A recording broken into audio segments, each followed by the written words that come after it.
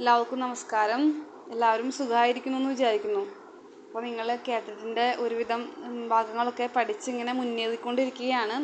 നമ്മൾ ഇന്ന് വളരെ പ്രധാനപ്പെട്ട, അതുപോലെ തന്നെ വളരെ സിമ്പിളായിട്ട് മനസ്സിലാക്കി കഴിഞ്ഞാൽ വളരെ സിമ്പിളായിട്ട് നമുക്ക് മാർക്ക് സ്കോർ ചെയ്യാൻ പറ്റുന്ന ഒരു ടോപ്പിക്കാണ് നോക്കാൻ പോകുന്നത്. നമുക്കറിയാവുന്ന പോലെ NCF 2005 നാഷണൽ കരിക്കുലം ഫ്രെയിംവർക്ക് 2005 ആണ് നമ്മളിന്ന് പഠിക്കാനായിട്ട് പോകുന്നത്. അപ്പം ഇതിൽ ഏറ്റവും പ്രധാനപ്പെട്ട കുറച്ച് പോയിന്റുകൾ മാത്രമാണ് നമ്മൾ പറയുന്നത്. അതായത് എക്സാം ഓറിയൻറ്റഡായിട്ട് നിങ്ങൾക്ക് എങ്ങനെ പെട്ടെന്ന് മാർക്ക് വാങ്ങാൻ അതല്ലെങ്കിൽ കേട്ടത്തിലൊക്കെ എങ്ങനെ സ്കോർ ചെയ്യാം എന്നുള്ള നിലയ്ക്ക് മാത്രമാണ് നമ്മൾ പരിശോധിക്കുന്നത്. ഭയങ്കര വിശാലമായിട്ടൊന്നും പോകുന്നില്ല. പക്ഷേ ഏറ്റവും ആവശ്യമുള്ള പോയിന്റുകളൊക്കെ ഉൾക്കൊള്ളിക്കുന്നുണ്ട് താനും കേട്ടോ. നന്നായി ശ്രദ്ധിച്ചിരുന്നോളൂ. ഓക്കെ. അപ്പം NCF 2005 എന്ന് പറയുമ്പോൾ തന്നെ നമുക്കറിയാം അല്ലേ, 2005 വന്നിട്ടുള്ളൊരു നാഷണൽ കരിക്കുലം ഫ്രെയിംവർക്കാണ് ഇത്. ഇതിന് മുന്നേ 3 നാഷണൽ കരിക്കുലം ഫ്രെയിംവർക്കുകൾ സംഭവിക്കുന്നുണ്ട്. അവ 1975 1988 2000 അതിനുശേഷം 4ാമത്തെ നാഷണൽ കരിക്കുലം ഫ്രെയിംവർക്കാണ് 2005 സംഭവിക്കുന്നത്. അപ്പോൾ ഒന്ന് കണക്ട് ചെയ്ത് ചിന്തിക്കുക. 2005 സംഭവിക്കുന്നതാണ് 4ാമത്തെ നാഷണൽ കരിക്കുലം ഫ്രെയിംവർക്ക്. ഓക്കെ. ഇനി നമ്മുടെ ഈ 4ാമത്തെ നാഷണൽ കരിക്കുലം ഫ്രെയിംവർക്ക് 22ഓളം ഭാഷകളിലേക്ക് ട്രാൻസ്ലേറ്റ് ചെയ്യപ്പെട്ടിട്ടുണ്ട്. അതായത് വിവർത്തനം ചെയ്യപ്പെട്ടിട്ടുണ്ട് 22ഓളം ഭാഷകളിലേക്ക്. ഇത് പ്രീവിയസ് ക്വസ്റ്റ്യൻ ആണ്. നമ്മൾ അത്ര പ്രധാനമല്ലെന്ന് നമുക്ക് പെട്ടെന്ന് തോന്നിപ്പോകുമെങ്കിലും 22ഓളം ഭാഷകളിലേക്കാണ് നാഷണൽ കരിക്കുലം ഫ്രെയിംവർക്ക് 2005 വിവർത്തനം ചെയ്യപ്പെട്ടിട്ടുള്ളത് എന്നുള്ളത് മനസ്സിൽ പതിപ്പിച്ച് വയ്ക്കുക. പ്രീവിയസ് ക്വസ്റ്റ്യൻ ആണ്. ഇനി നമ്മളുടെ ഇതിൻ്റെ NCF 2005 ഫീച്ചേഴ്സ്, അതിൻ്റെ പ്രത്യേകതകളിലേക്ക്, അത് മുന്നോട്ട് വെച്ച ആശയങ്ങളിലേക്ക് കടക്കുമ്പോൾ നിങ്ങളുടെ മനസ്സിലേക്ക് ഏറ്റവും ആദ്യം കടന്നു വരേണ്ടത് കൺസ്ട്രക്റ്റിവിസ്റ്റ് സൈക്കോളജി എന്ന വാക്കാണ്. എന്താണ് കൺസ്ട്രക്റ്റിവിസ്റ്റ് സൈക്കോളജി? വളരെ സിമ്പിളായിട്ട് നിങ്ങൾക്ക് NCF 2005 പറ്റിയിട്ട് മനസ്സിലാക്കണമെങ്കിൽ ഇത്രയും ഈ ഒരു വാക്ക് മതി, കൺസ്ട്രക്റ്റിവിസ്റ്റ് സൈക്കോളജി. അതായത് ഈ ഒരു വാക്കിൻ്റെ ബേസിലാണ്, കൺസ്ട്രക്റ്റിവിസ്റ്റ് സൈക്കോളജി എന്ന ആശയത്തിൻ്റെ ബേസിലാണ് NCF 2005 നിലകൊള്ളുന്നത്. അതായത് നമുക്ക് വളരെ സിമ്പിളായിട്ട് ഇതിൻ്റെ ഫീച്ചേഴ്സ് നിങ്ങൾക്ക് പറയാൻ പറ്റില്ലേ. കൺസ്ട്രക്റ്റിവിസം എന്ന് പറയുമ്പോൾ നിങ്ങളുടെ മനസ്സിലേക്ക് എന്തൊക്കെ കാര്യങ്ങളാണ് കടന്നു വരുന്നത്? ജസ്റ്റ് ഒന്ന് ഈ വീഡിയോ പോസ്റ്റ് ചെയ്തിട്ടൊന്ന് ചിന്തിച്ച് നോക്കിയേ. കിട്ടിയ എന്തൊക്കെ വരുന്നുണ്ട്? കൺസ്ട്രക്റ്റിവിസം എന്ന് പറയുമ്പോൾ കൺസ്ട്രക്ഷനാണ്, construction of knowledge, student centredness അല്ലേ. സ്റ്റുഡൻറ്റിനാണ് അവിടെ ഇമ്പോർട്ടൻസ് ഉള്ളത്. നമ്മൾ കൺസ്ട്രക്റ്റിവിസം ഒക്കെ പഠിക്കുമ്പോൾ പറയുന്നുണ്ട് സ്റ്റുഡൻറ് സെൻറ്റേർഡ്നെസ് ആണ്. അതുപോലെ കൺസ്ട്രക്ഷൻ ഓഫ് നോളജ്, അറിവ് കുട്ടി നിർമ്മിച്ചെടുക്കുകയാണ് ചെയ്യുന്നത്. മലയാളത്തിൽ ഇതിനെ ജ്ഞാന നിർമ്മിതിവാദം എന്നാണ് വിളിക്കുന്നത് കൺസ്ട്രക്റ്റിവിസത്തിന്. പിന്നെ എന്തൊക്കെയാണ്? Teacher as a facilitator. Teacher എന്ന് പറഞ്ഞു കഴിഞ്ഞാൽ ഒരു കൈത്താങ് നൽകുന്ന ആൾ മാത്രമാണ് ടീച്ചർ. കല്ല അവിടെ പ്രാധാന്യമുള്ളത് കുട്ടിക്കാണ്. അങ്ങനെ കുറേ കാര്യങ്ങൾ നമ്മുടെ ടെക്സ്റ്റ് ബുക്കിന് പുറത്തുള്ള അറിവുകൾ ആർജിച്ചെടുക്കുന്നു. നമ്മൾ ലെസൺ പ്ലാനൊക്കെ നിങ്ങൾ എഴുതാൻ തുടങ്ങിയിട്ടുണ്ടെങ്കിൽ നിങ്ങൾക്ക് മനസ്സിലാവും നമ്മൾ കുട്ടി ആക്ടിവിറ്റി ഓറിയൻറ്റഡ് ആയിട്ടാണ് നമ്മൾ പഠിപ്പിക്കുന്നത്. അപ്പോൾ എക്സ്പീരിയൻസിലൂടെ കുട്ടി കാര്യങ്ങൾ ആർജിച്ചെടുക്കുകയാണ്. ടെക്സ്റ്റ് ബുക്ക് ഓറിയൻറ്റഡ് ആയിട്ടില്ല, റോട്ട് ലേണിങ് അല്ലെങ്കിൽ കാണാപ്പാഠം പഠിക്കുന്ന ആ രീതിയിൽ നിന്നൊക്കെയുള്ളൊരു ഷിഫ്റ്റ് ഈ കൺസ്ട്രക്റ്റിവിസത്തിൽ കടന്നു വരുന്നുണ്ട്. അപ്പം ആ ഒരു ആശയങ്ങൾ തന്നെയാണ് നമ്മുടെ NCF 2005 എന്ന് പറയുമ്പോഴും നമ്മൾ എഴുതി വെക്കേണ്ടത്, മനസ്സിലാക്കേണ്ടതും. ഓക്കെ. നിങ്ങൾക്ക് ഇതിനെ പറ്റിയിട്ട് കൺസ്ട്രക്റ്റിവിസത്തെ പറ്റിയിട്ട് കൃത്യമായ ധാരണ കുറവുണ്ടെങ്കിൽ ഞാൻ കൂടുതൽ വിശദമായിട്ട് ഒന്നുകൂടി പറഞ്ഞു തരാം. അതായത് കൺസ്ട്രക്റ്റിവിസം, അതായത് സോഷ്യൽ കൺസ്ട്രക്റ്റിവിസം എന്ന് പറയുന്നത് നമ്മുടെ ലേവ് വൈഗോട്സ്കി അവതരിപ്പിച്ച ഒരു ആശയമാണ്. ഇതിൽ അദ്ദേഹം പറയുന്നത് അറിവ് കുട്ടി നിർമ്മിച്ചെടുക്കുകയാണ് ചെയ്യുന്നത്. അറിവിൻ്റെ നിർമ്മാതാക്കളാണ് സ്റ്റുഡൻ്റ് എന്ന് പറയുന്നത്. അവിടെ സ്റ്റുഡൻറ് സെൻറ്റേർഡ് ആയിട്ടൊരു അപ്രോച്ചാണ് നമ്മുടെ ക്ലാസ് റൂമിൽ ഉണ്ടാവേണ്ടതെന്നാണ് അദ്ദേഹം പറയുന്നത്. അല്ലാണ്ട് ടീച്ചർ കുറേ കാര്യങ്ങൾ പറഞ്ഞു കൊടുക്കുന്നു, കുട്ടി കുറേ കാര്യങ്ങൾ അത് കേട്ട് കാണാപ്പാഠം പഠിച്ച് അത് പരീക്ഷയ്ക്ക് എഴുതുന്നിടത്തല്ല അറിവുണ്ടാകുന്നത്. മറിച്ച് അധ്യാപിക കുട്ടിയെ പഠിക്കാൻ സഹായിക്കുകയാണ് ചെയ്യുന്നത്. ZPD, zone of proximal development എന്നൊക്കെ ഒരു ആശയമൊക്കെ നമ്മുടെ വൈഗോട്സ്കി മുന്നോട്ട് വയ്ക്കുന്നുണ്ട്. അതിനെ പറ്റിയിട്ട് കൂടുതൽ വിശദമായിട്ട് നമ്മൾ പോകുന്നില്ല. അപ്പോൾ ടീച്ചർക്ക് ഇവിടെ ഈ ഒരു കൺസ്ട്രക്റ്റിവിസം എന്ന് പറയുന്ന ഒരു മേഖലയിൽ ടീച്ചറുടെ റോൾ എന്ന് പറയുന്നത് എന്താണ്? ടീച്ചർ അവിടെ കുട്ടിയെ സഹായിക്കുന്ന ആളാണ്, ഫെസിലിറ്റേറ്ററാണ്. അത് തന്നെയാണ് ഇവിടെ NCF 2005 എത്തുമ്പോൾ ഇവിടെ നമ്മൾ പറയുന്നത് ഈ കരിക്കുലം എന്ന് പറയുന്നത് എങ്ങനെയായിരിക്കണം? ലേണിംഗ് വിത്തൗട്ട് ബേർഡൻ, കുട്ടികൾക്ക് ഭാരമില്ലാതെ പഠിക്കാൻ പറ്റുന്ന തരത്തിലുള്ള ഒരു എഡ്യൂക്കേഷൻ സിസ്റ്റമാണ് നമ്മൾ കൊണ്ടുവരേണ്ടത്. അതുകൊണ്ട് തന്നെ എന്തായിരിക്കും, സ്റ്റുഡൻറ് സെൻറ്റേഡ് ആയിട്ടുള്ള അപ്രോച്ചുകളാണ് നമ്മളിവിടെ എടുക്കേണ്ടത്. ടീച്ചേഴ്സ് കുറേ കാര്യങ്ങൾ പറഞ്ഞു കൊടുക്കുന്നു, ടീച്ചർ പറയുന്നത് മുഴുവൻ കുട്ടി കാണാണ്ട് എഴുതി നോട്ട് എഴുതിയിട്ട് പഠിക്കുന്ന രീതിയല്ല, സ്റ്റുഡൻറ് സെൻറ്റേഡ് ആയിട്ട് വേണം ഉള്ള രീതികൾ വേണം. അപ്പോൾ learning without burden, student centredness.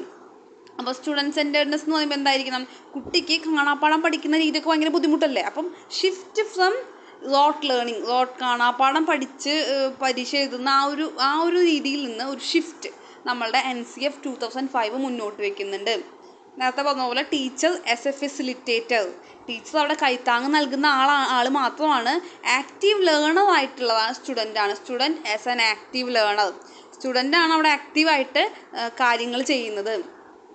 പിന്നെ നമ്മളുടെ അറിവിനെ ക്ലാസ് മുറിക്കുള്ളിൽ ഒതുക്കി നിർത്തുന്നില്ല ഇവിടെ. NCF 2005 പറയുന്നത് അത് പ്രകാരം കുട്ടികളുടെ അറിവ് എന്ന് പറയുന്നത് ക്ലാസ് മുറിയുടെ ഉള്ളിൽ അല്ലെങ്കിൽ ഒരു ടെക്സ്റ്റ് ബുക്കിൽ ഒതുങ്ങി നിൽക്കേണ്ടതല്ല.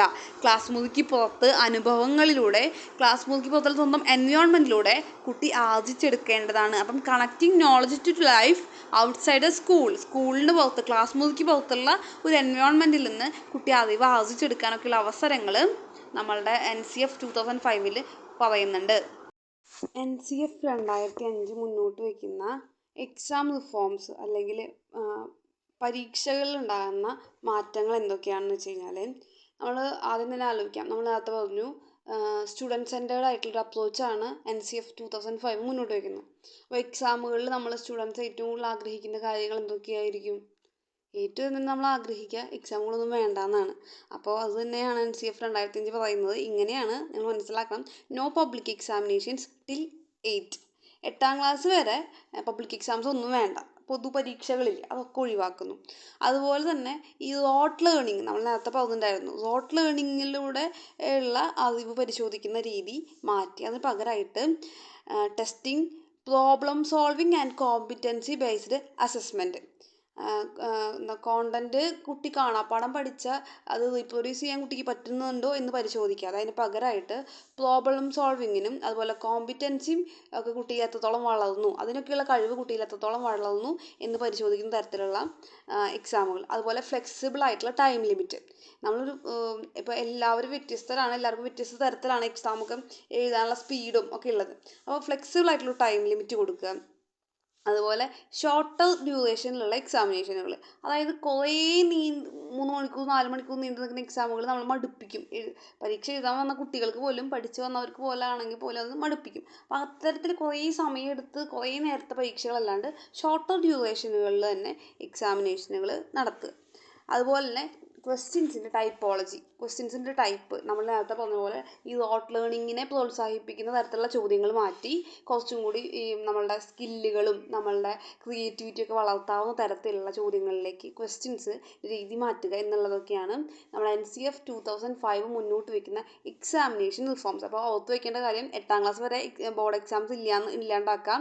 റോട്ട് ലേണിങ്ങിനേക്കാളും കൂടുതലായിട്ട് ടെസ്റ്റിങ്ങിന് പ്രോബ്ലം സോൾവിങ്ങും അതുപോലെ കോമ്പിറ്റൻസി ടെസ്റ്റ് ചെയ്യുന്ന തരത്തിലുള്ള ചോദ്യങ്ങൾ. എക്സാമിനേഷൻ ഓഫ് ഷോർട്ടർ ഡ്യൂറേഷനിലുള്ള എക്സാമിനേഷൻ, അതേസമയം തന്നെ ഫ്ലെക്സിബിൾ ആയിട്ടുള്ള ടൈം ലിമിറ്റ് കീപ്പ് ചെയ്യുന്ന എക്സാമിനേഷൻസ്. അതുപോലെ തന്നെ ടൈപ്പോളജി ഓഫ് ക്വസ്റ്റ്യൻസിന് ചേഞ്ച് വരുത്താം. ഇത്രയും കാര്യങ്ങളാണ് നമ്മുടെ എക്സാമിനേഷൻ റിഫോംസിൻ്റെ ഭാഗമായിട്ട് NCF മുന്നോട്ട് വയ്ക്കുന്ന കാര്യങ്ങൾ. അടുത്തതായിട്ട് പറയാൻ പോകുന്നത് കരിക്കുലാർ ഏരിയാസ്. വിവിധതരം ഇപ്പോൾ language, maths, science, social science, എങ്ങനെ ധാരാളം കരിക്കുലാർ ഏരിയാസിലുള്ള എന്തൊക്കെ ചേഞ്ചുകളാണ് നമ്മുടെ NCF മുന്നോട്ട് വയ്ക്കുന്നതെന്നാണ്. പ്രധാനമായിട്ടും NCFനെ പറ്റി പറയുമ്പം മാത്സ്, അതുപോലെ നാച്ചുറൽ സയൻസ്, സോഷ്യൽ സയൻസ്, ഈ 3 മേഖലകളിലാണ് സിഗ്നിഫിക്കൻ്റ് ആയിട്ടുള്ള ചേഞ്ചസ് NCF മുന്നോട്ട് വയ്ക്കുന്നത്. ഇപ്പം മാത്സിൽ പറയുകയാണെങ്കിൽ നമ്മൾ സാധാരണ കണക്കുകൾ ചെയ്ത് അതിന് ചെയ്യാനുള്ള കഴിവ് നോക്കുന്നതിനേക്കാളൊക്കെ ഉപരിയായിട്ട് അതിലൂടെ റീസണിങ് അബിലിറ്റി, അല്ലെങ്കിൽ വിഷ്വലൈസ് ദ അബ്സ്ട്രാക്ഷൻസ്, അതുപോലെ പ്രോബ്ലം സോൾവിങ് അബിലിറ്റി, ഇതൊക്കെ കുട്ടിക്ക് വളർത്തിയെടുക്കുന്ന തരത്തിൽ ഉള്ളൊരു എഡ്യൂക്കേഷൻ സിസ്റ്റമാണ് ഇവർ മുന്നോട്ട് വയ്ക്കുന്നത്. അപ്പോൾ എന്താ, സാധാരണ നമ്മൾ മാത്സ് പോലുള്ള വിഷയം പഠിക്കുമ്പോൾ നമ്മളിൽ ഉണ്ടാവേണ്ടതായിട്ട് നമ്മളുടെ സെക്കൻഡ് സെമസ്റ്ററിൽ നമ്മൾ ഇത് പഠിച്ചിട്ടുണ്ടായിരുന്നു, importance of studying maths subject, importance of studying language subject എന്നൊക്കെ പറഞ്ഞിട്ട് നമ്മൾ സംഭവം പഠിച്ചിട്ടുണ്ടായിരുന്നു. അപ്പോൾ അതിൽ പറയുന്ന കാര്യം തന്നെയാണ് മാത്സ് പഠിക്കുമ്പോൾ നമുക്ക് ഉണ്ടാവേണ്ടത് റീസണിങ് അബിലിറ്റി, അതുപോലെ തന്നെ വിഷ്വലൈസിങ്, അബ്സ്ട്രാക്ഷൻസ് മനസ്സിലാക്കാനുള്ള കഴിവ്, സോൾവിങ് പ്രോബ്ലം സോൾവിങ് സ്കില്ല്, ഇതൊക്കെ ലഭിക്കുന്ന തരത്തിലുള്ള ചോദ്യങ്ങൾ അല്ലെങ്കിൽ എഡ്യൂക്കേഷനാണ് നമുക്ക് വേണ്ടതെന്നാണ് പറയുന്നത്. സയൻസ് പഠിക്കുമ്പോഴോ, സയൻസിലൂടെ നർച്ചർ തിങ്കിങ് പ്രോസസ്സിനെ നർച്ചർ ചെയ്യുന്ന തരത്തിലുള്ളതായിരിക്കണം. അതുപോലെ ക്യൂരിയോസിറ്റിയും ക്രിയേറ്റിവിറ്റിയും ഇതൊക്കെ നർച്ചർ ചെയ്യുന്ന അല്ലെങ്കിൽ വളർത്തുന്ന, പ്രോത്സാഹിപ്പിക്കുന്ന തരത്തിലുള്ള പ്രോത്സാഹിപ്പിക്കാൻ തക്ക വിധത്തിലുള്ള എഡ്യൂക്കേഷനാണ് സയൻസ് എഡ്യൂക്കേഷനിലൂടെ നമ്മൾ കുട്ടിക്ക് കിട്ടേണ്ടതെന്നാണ് പറയുന്നത്. ഇനി സോഷ്യൽ സയൻസ് ആണെങ്കിലോ, നേരത്തെ പറഞ്ഞതുപോലെ തന്നെ സോഷ്യൽ സയൻസിലൂടെ കുട്ടിക്ക് കിട്ടേണ്ട കഴിവുകൾ promoting thinking process, decision making skills, critical reflection ഒക്കെ ഉള്ളൊരു കഴിവ് കുട്ടിയിൽ ഉണ്ടായിരിക്കാം. ലാംഗ്വേജിലാണ് 3 ലാംഗ്വേജ് ഫോർമുലയാണ് NCF മുന്നോട്ട് വയ്ക്കുന്നത്. മദർ ടങ് ആണ് മീഡിയം ഓഫ് ഇൻസ്ട്രക്ഷൻ ആയിട്ട് പറയുന്നത്. പിന്നെ മറ്റ് 2 ഭാഷകൾ, ഇങ്ങനെ 3 ഭാഷകളാണ് 3 ലാംഗ്വേജ് ഫോർമുലയാണ് നമ്മുടെ ലാംഗ്വേജിൽ അവർ മുന്നോട്ട് വയ്ക്കുന്നത്. അപ്പോൾ നമ്മൾ പറഞ്ഞു ലാംഗ്വേജിൽ എന്തൊക്കെ മാറ്റങ്ങൾ കൊണ്ടുവരണമെന്ന് പറഞ്ഞു. 3 ലാംഗ്വേജ് ഫോർമുലയാണ് പ്രധാനമായിട്ടും പറയുന്നത്. അതിൽ തന്നെ മദർ ടങ് ആണ് മീഡിയം ഓഫ് ഇൻസ്ട്രക്ഷൻ. മാത്സ് പഠിക്കുമ്പോൾ കുട്ടിക്ക് റീസണിങ് അബിലിറ്റി കിട്ടണം, വിഷ്വലൈസിങ് അബ്സ്ട്രാക്ഷൻസിനുള്ള കഴിവ് കിട്ടണം, പ്രോബ്ലം സോൾവിങ് സ്കില്ല് കിട്ടണം. സയൻസ് പഠിക്കുമ്പോൾ നേരത്തെ പറഞ്ഞതുപോലെ ക്യൂരിയോസിറ്റിയും അതുപോലെ ക്രിയേറ്റിവിറ്റിയും തിങ്കിങ് പ്രോസസ്സൊക്കെ നർച്ചർ ചെയ്യുന്ന തരത്തിലുള്ള ഒരു എഡ്യൂക്കേഷൻ ആയിരിക്കണം. സോഷ്യൽ സയൻസ് ആകുമ്പോൾ നേരത്തെ പറഞ്ഞതുപോലെ decision making skill, critical reflection, promoting thinking പ്രോസസ്സൊക്കെ പ്രൊമോട്ട് ചെയ്യുന്ന തരത്തിലുള്ള ഒരു എഡ്യൂക്കേഷൻ വേണം. ഇനി ഇതിനും പുറമെ NCF 2005 ആർട്ട് എഡ്യൂക്കേഷൻ, അതായത് music, dance, visual arts, theatre, അങ്ങനെ ഇങ്ങനെയുള്ള പുതിയ ഒരു കരിക്കുലർ ഏരിയ കൂടി അല്ലെങ്കിൽ പുതിയൊരു വിഷയം കൂടി നമ്മൾ NCF 2005 മുന്നോട്ട് വയ്ക്കുന്നത്. നമ്മളുടെ സാധാരണ നമ്മൾ മ്യൂസിക് അല്ലെങ്കിൽ ഡാൻസൊക്കെ നമ്മൾ എക്സ്ട്രാ കരിക്കുലർ ആക്ടിവിറ്റീസിലൊക്കെ അല്ലെങ്കിൽ കരിക്കുലറിലൊക്കെയാണ് ഉൾപ്പെടുത്തുന്നതെങ്കിൽ നമ്മുടെ കരിക്കുലർ ഏരിയാസിൽ തന്നെയാണ് ഈ മ്യൂസിക്കും ഡാൻസും വിഷ്വൽ ആർട്സൊക്കെ ഉൾപ്പെടുത്തേണ്ടത് എന്നാണ് NCF മുന്നോട്ട് വെച്ച വളരെ പ്രധാനപ്പെട്ട ഒരു ആശയം എന്ന് പറയുന്നത്. അതുപോലെ തന്നെ നമുക്ക് ഫിസിക്കൽ എഡ്യൂക്കേഷൻ അല്ലെങ്കിൽ ഫിസിക്കൽ PT പീരീഡ് ഉണ്ടെങ്കിൽ പോലും അതിൽ ശരിയായ രീതിയിൽ നമ്മൾ ഫിസിക്കൽ എഡ്യൂക്കേഷൻ മുന്നോട്ട് പോകുന്നില്ല. അപ്പോൾ അതുകൊണ്ട് തന്നെ അദ്ദേഹം നമ്മുടെ NCF 2005 health and physical education importance കൊടുക്കുന്നുണ്ട്. അതിൽ ന്യൂട്രീഷൻ ആൻഡ് ഫിസിക്കൽ ആക്ടിവിറ്റീസ് ഇതിനൊക്കെ ഇമ്പോർട്ടൻസ് കൊടുക്കുന്ന തരത്തിലുള്ളൊരു ഫിസിക്കൽ എഡ്യൂക്കേഷനും വേണമെന്ന് പറയുന്നുണ്ട്. അതുപോലെ തന്നെ പുതിയതായിട്ട് അദ്ദേഹമല്ല NCF 2005 മുന്നോട്ട് വയ്ക്കുന്നതാണ് എഡ്യൂക്കേഷൻ ഫോർ പീസ്, സമാധാനം. അതായത് സമൂഹത്തിലെ പലതരത്തിലുള്ള കോൺഫ്ലിക്റ്റുകൾ നിലനിൽക്കുന്നുണ്ട്, ജാതിപരമായിട്ട് മതപരമായിട്ട് അങ്ങനെ നിലനിൽക്കുന്ന കോൺഫ്ലിക്റ്റുകളൊക്കെ ഒഴിവാക്കുന്നത്, സമൂഹത്തിലെ ഒരു ഐക്യത്തോട് കൂടിയിട്ട് നമ്മളൊക്കെ ജീവിക്കുന്നതിന് വേണ്ടിയിട്ട് പ്രോത്സാഹിപ്പിക്കുന്ന തരത്തിലുള്ള ഒരു വിദ്യാഭ്യാസമാണ് എഡ്യൂക്കേഷൻ ഫോർ പീസ്. അതുപോലെ തന്നെ വർക്ക് ആൻഡ് എഡ്യൂക്കേഷൻ, ഇതൊക്കെ നമ്മളുടെ പുതിയ കരിക്കുലർ ഏരിയാസിൽ NCF 2005 മുന്നോട്ട് വയ്ക്കുന്ന കാര്യങ്ങളാണ്. ഇത്രയും കാര്യങ്ങളാണ് നമുക്ക് നമ്മുടെ NCF 2005 എന്ന് പറയുമ്പോൾ വളരെ ലളിതമായിട്ട് മനസ്സിലാക്കേണ്ട കാര്യങ്ങൾ. വളരെ സിമ്പിളായിട്ടുള്ളൊരു ടോപ്പിക്കാണ്, അതേസമയം ഭയങ്കര ഇമ്പോർട്ടൻ്റ് ആയിട്ടുള്ളൊരു ടോപ്പിക്കാണ്. നന്നായി ശ്രദ്ധിച്ച് കേൾക്കുക, നോട്ടുകൾ എഴുതിയെടുക്കുക, പഠിക്കുക.